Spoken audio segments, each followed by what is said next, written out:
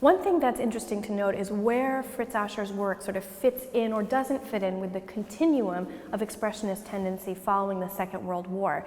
He was, by virtue of being persecuted and having to go into hiding, not only cut off from that artistic dialogue, which was still happening with those artists who did not need to go into hiding or who were able to survive both the First and the Second World War, but he was also cut off from the narrative of art history as it played out by those who were not in hiding.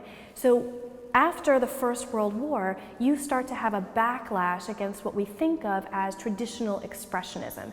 There was a feeling that the utopian sensibilities that went into the abstract or more abstracted impulses of expressionism or expressionistic work, that could no longer be sustained following the trauma of the First World War.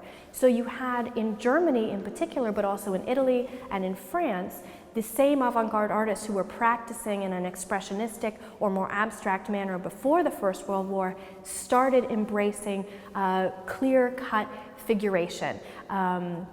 Falls under the heading in Germany of Neue Sachlichkeit, in Italy the Valori Plastici. You have a variety of movements where artists are looking to a figurative past and embracing a more clear-cut figuration.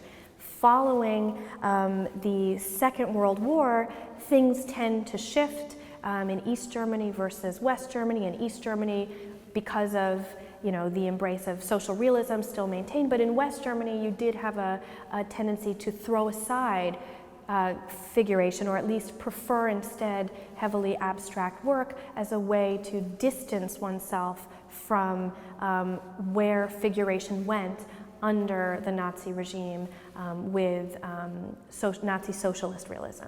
So Fritz Ascher, his practice, because of the fact that he was in hiding, his work remains, again, in sort of a time capsule. So he was cut off from what we think of today as the trajectory of modern art from the end of the First World War until the end of the Second World War. So by virtue of being persecuted, in terms of the reception of his work didn't necessarily fit within the historiographic narrative of artistic progression as we think of it today.